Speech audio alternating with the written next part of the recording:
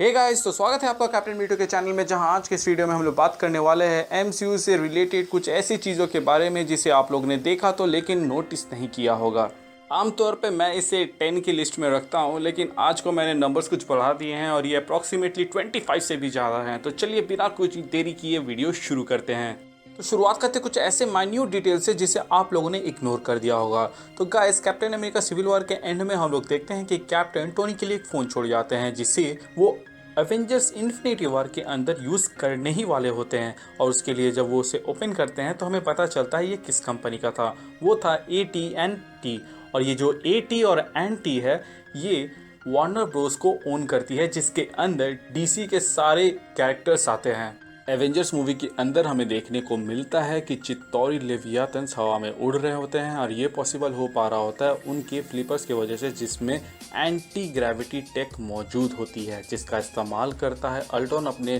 Suit upgradation में। और जब वो आयरन मैन से इस डॉकयार्ड में मिलता है तो जो वो पहली बार अपनी ओर खींच रहा होता है, ये उसी की मदद से कर पाता है। ये चीज़ हमें पता चलती है the art of Age of Ultron वाली बुक से और मार्वल के विजुअल डिक्शनरी से। अब चलते हैं अगली डिटेल की ओर, जो कि हमें देखने को मिलती है एवेंजर्स एंड गेम के अंदर, जहां पर हम ये देखते हैं कि थॉर बियर के बोतल को खोल रहा होता है स्टॉर्म ब्रेकर की मदद से, और वहीं पर बगल में हमें देखने को मिलता है आयरन मैन और हल्क के टॉय का सिर। इसके अलावा उस सीन से जस्ट थोड़ा पहले जब कॉर कहता है कि उसे नूब मास्टर 69 परेशान कर रहा है, तो थॉर हेडफोन ले लेता है। तो हमें कुछ सेकंड के लिए फोर्टनाइट का गेम प्ले दिखाया जाता है, जहां पर हम देख सकते हैं कि कॉर्ग का फोर्टनाइट नेम है रैग्नारॉक एंड रोल, जो कि ऑब्वियसली एक रेफरेंस है रैग्नारॉक का, जो कि थॉर रैग्नारॉक मूवी में हुआ था। अब थॉर रैग्नारॉक का जिक्र हो ही गया है तो उसके बारे में भी कुछ अमेजिंग चीज़ें मैं आपको बता देता हूँ। थॉर रैग्नारॉक पहली ऐसी मूवी थी जिसके अंदर होगन द ग्रीम को सबसे ज़्यादा स्क्रीन टाइम दिया गया द वॉरियर्स ऑफ 3 के मुकाबले।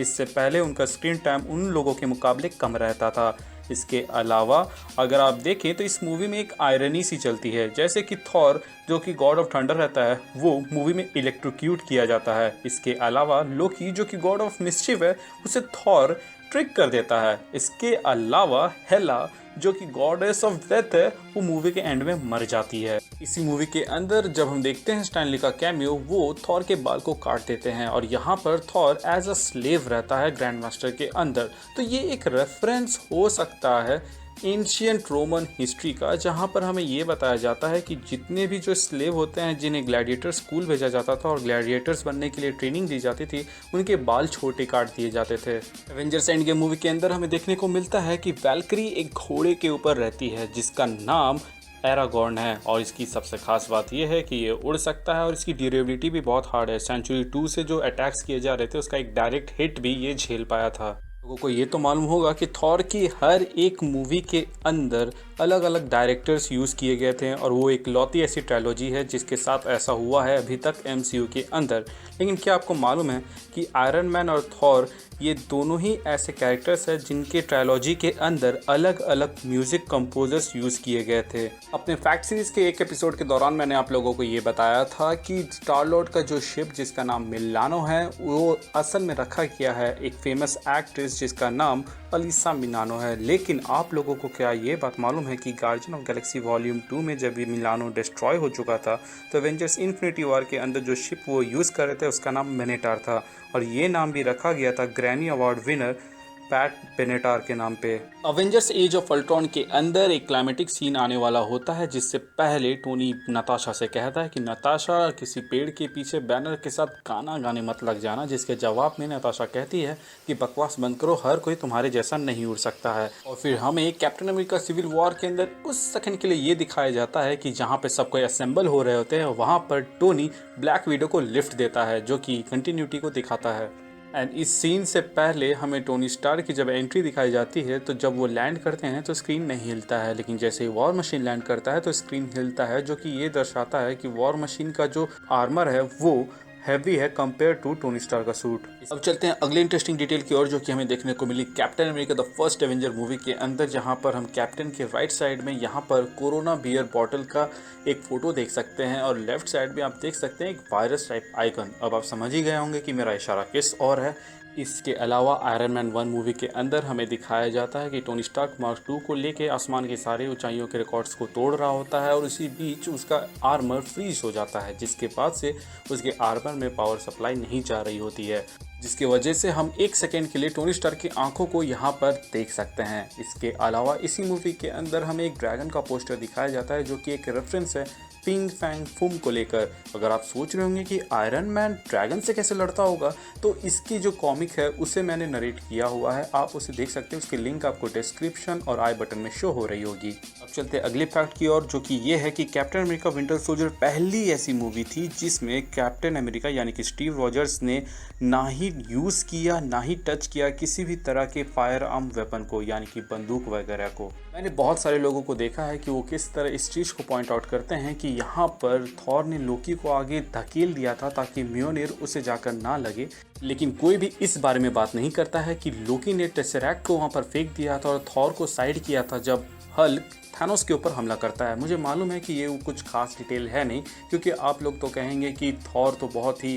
ज़्यादा ड्यूरेबिलिटी है उसके अंदर, तो उसे इन दोनों की फाइट से कुछ फ़र्क नहीं पड़ता। लेकिन बात यहाँ पर यह है कि उसने टेसरैक्ट, जिसके वजह से थानोस ने वहाँ पे उतना हाहाकार मचा रखा था, उसे वहाँ नीचे फेंक कर थॉर को साइड किया था। मेरा इस सीन को बताने का मकसद सिर्फ इतना है कि जिस तरह एक पाकिस्तानी फ़ैन ने ये कहा था कि प्यार जो है ना वो दोनों तरफ से होती है, उसी तरह जिस तरह थॉर लोकी को प्यार करता है, उसी तरह लोकी भी थॉर को एज अ भाई उतना ही प्यार करता है। इसके अलावा मूवी के एंड में थानोस थॉर को कहता है you should have gone for the head, और मूवी के स्टार्टिंग में हम देखते हैं कि थॉर एक छोटे से रॉड को लेकर थानोस के हेड पे ही मारता है पहली बार। तो स्ट्रेंज जब लोकी और थॉर को नॉर्वे में टेलीपोर्ट करते हैं तो आप यहाँ पर देख सकते हैं कि थॉर हंस रहा था, लेकिन क्योंकि वो थोड़ा दूर में खड़ा था और फोकस लोकी के ऊपर था तो ये थोड़ा हेजी है। लेकिन अगले ही सीन में हमें दिखाया जाता है कि थॉर सीरियस हो जाता है क्योंकि वो वहाँ पर ओडिन से मिलने गया हुआ है। एमसीयू मूवीज के अंदर नंबर 12 का बहुत ही ज़्यादा इंपॉर्टेंस रहा है। एवेंजर्स मूवी के अंदर टोनी पेपर को 12% का क्रेडिट देता है। इसके अलावा guardians of the Galaxy movie के अंदर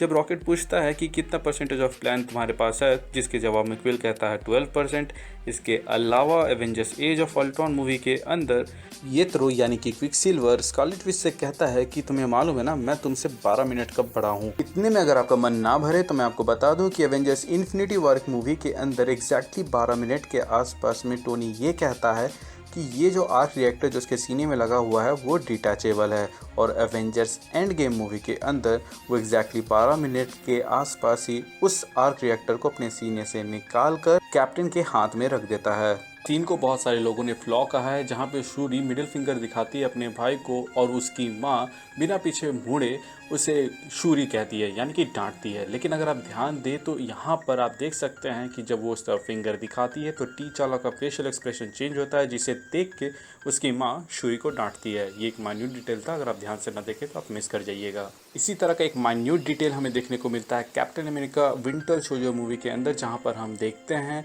कि इस सीन में जब जितने भी ऑफिशियल्स होते हैं वो यहाँ पे लिफ्ट में घुसने वाले होते हैं, उससे पहले एक सेकेंड के लिए एक छोटा सा ग्लिम्स हमें उनके जूतों का दिखाया जाता है, जो कि एक्चुअली में टैक्टिकल बूट्स हैं। अब ये टैक्टिकल बूट्स अगर रमोलो यानी कि क्रॉसबोन की टीम पहनती है तो वो समझ में आता है कि वो टास्क फोर्स से बिलोंग करती है, लेकिन ये ऑफिशियल्स जैसे दिखने वाले लोग जिन्हें फॉर्मल शूज़ पहनना चाहिए था उन्होंने टैक्टिकल शूज़ पहना हुआ था, जिसे कैप्टन ने भी नोटिस कर लिया था। जिसके बाद उन्होंने उन ऑफिशियल्स को क्लोजली एग्जामिन किया और देखा कि वो कितने घबराए हुए हैं, और वो समझ गए कि वो लोग उसे पकड़ने के लिए आए हैं। एवेंजर्स एंड गेम मूवी के अंदर ऑन योर लेफ्ट वाला रेफरेंस तो हर किसी ने पकड़ लिया था, जो कि था captain America winter soldier movie से। लेकिन क्या आप लोगों ने इस चीज़ पे ध्यान दिया था कि उन लोगों के वहाँ आने से पहले ही सैम का ट्रांसमिशन कैप्टन को सुनाई देता है, और ये कैसे मुमकिन हो पाता है? तो गाइस इसका जवाब है ब्लैक पैंथर मूवी के अंदर, जहाँ शूरी बताती है कि इन ट्रांसमीटर की रेंज अनलिमिटेड है, और इसीलिए वो पोर्टल खुलने से पहले ही उतने दूर से यानी कि वाकांडा से ही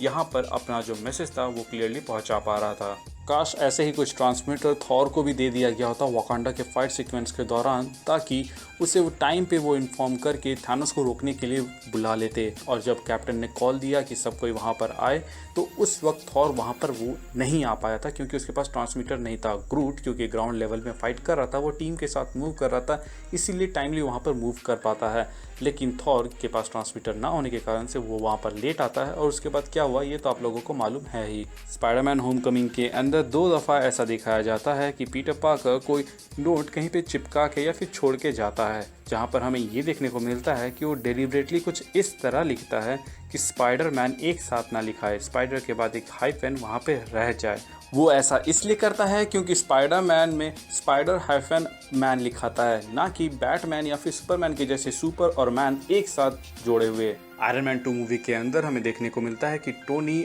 आयरन मैन की एक पेंटिंग को वहाँ पे टांगता है और ऐसा ही सिमिलर पेंटिंग हमें एवेंजर्स मूवी के अंदर भी देखने को मिलता है इस स्क्रीन के इस पोर्शन में। Captain America winter soldier movie के अंदर हमें देखने को मिलता है वाटरगेट कॉम्प्लेक्स यहाँ पर। और ये जो चीज़ है ये बहुत ही इंटरेस्टिंग है क्योंकि वाटरगेट कॉम्प्लेक्स वो जगह है जहाँ पे वाटरगेट स्कैंडल हुआ था, जिसके तहत गवर्नमेंट के ऊपर आरोप लगा था कि वो लोगों की निजी चीज़ों के ऊपर स्पाई कर रहे हैं। और ऐसा ही कुछ शील्ड के अंदर रहकर हाइड्रा भी कर रहा था मूवी के अंदर, जो कि इन दोनों के बीच में पैरेलल चीज़ों को दिखाता है। कॉमिक्स के अंदर भी ऐसा ही कुछ हुआ था, जिसके बाद से कैप्टन अमेरिका का मेंटल छोड़ दिया था और उन्होंने गवर्नमेंट के अंडर काम करने से मना कर दिया था। कैप्टन अमेरिका की मेजॉरिटी कहानी इंस्पायर्ड है रियल लाइफ इंसिडेंट से, जिसे मैंने हम कैप्टन अमेरिका से क्या सीखते हैं वाली वीडियो में बहुत ही अच्छे से और डीपली एक्सप्लेन किया हुआ है, इसीलिए वो वीडियो इतनी बड़ी है जिसके अंदर मैंने इस चीज़ के ऊपर भी डिस्कशन किया हुआ है। अगर आप इंटरेस्टेड हैं तो उसे देख सकते हैं, उसका लिंक आपको डिस्क्रिप्शन, कमेंट सेक्शन और आई बटन में क्लिक करने से शो होगा और वीडियो के एंड में भी होगा। Spiderman far from home movie के अंदर जो लास्ट सूट पीटर पार्कर पहनता है, जिसे उसे खुद ने बनाया होता है, उसका नाम पॉस्को है। आयरन मैन का हेलमेट जब पहली दफ़ा हमें आयरन मैन 1 मूवी में दिखाया गया था, उस वक्त जिस तरह रखा गया था उसी तरह एवेंजर्स एंड गेम मूवी के अंदर भी रखा गया था। अगर आप ध्यान दें तो पीटर पार्कर जो कि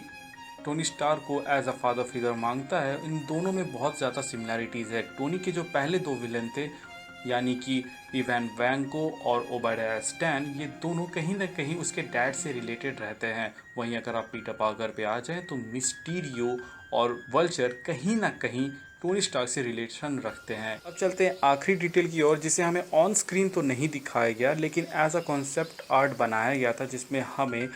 आयरन मैन 3 के अंदर बहुत सारे आर्मर में से एक आर्मर कुछ इस तरह दिखने वाला था, जिसमें आप देख सकते हैं कि इसके हाथ में जिस तरह का वेपन बनाया हुआ है कुछ इसी तरह का वेपन नाकिया यूज़ करती है। तो आप समझ ही सकते हैं कि जिस तरह के वेपन डेवलपमेंट वाकांडा सोचता है उस तरह का टोनी पहले ही सोच चुके हैं और अपने आर्मर्स में उसे अप्लाई कर चुके हैं। अफसोस की बात यह है कि आयरन मैन 3 मूवी के एंड में ही उन्होंने उन सब को उड़ा दिया था, इसलिए उनके बारे में ज़्यादा जानकारी नहीं हमें मूवीज़ के थ्रू मिल पाई। लेकिन जितने भी आर्टवर्क्स और उनके बारे में डिटेल्स बनाई गई थी उस मूवी को लेकर, वो सब मौजूद हैं। तो अगर आप चाहते हैं कि मैं उसके ऊपर वीडियो बनाऊँ तो आप मुझे कमेंट सेक्शन के ज़रिए बता सकते हैं। तो गाइज़ आज के लिए बस इतना ही। कैसा लगा आपको मेरा ये वीडियो और आपको इनमें से कितने फैक्ट्स मालूम थे या फिर चीज़ें आप लोगों ने नोटिस की थी या नहीं की थी, मुझे कमेंट सेक्शन के ज़रिए बताएं। अगर आपको कुछ नया जानने को मिला हो तो अपने दोस्तों के साथ शेयर करें एंड इस वीडियो को लाइक करें और अपनी राय मुझे कमेंट सेक्शन के ज़रिए ज़रूर बताएं। चैनल पे नए हैं तो चैनल को सब्सक्राइब कर दें और अगर आप लोगों ने सब्सक्राइब कर दिया है तो बेल आइकन को भी प्रेस कर दें ताकि कोई भी वीडियो मैं जो अपलोड करूँ उसकी नोटिफिकेशन आपको तुरंत जाए। इसके अलावा अगर आप मेरे चैनल के रेगुलर व्यूअर हैं तब तो आपको मालूम ही होगा कि हमारे चैनल का मोटो क्या है, लोगों की मदद करें, अपना ख्याल रखें एंड कीप मूविंग फॉरवर्ड का रट लगाकर आगे बढ़ते रहें। Thank you for watching this video, stay tuned.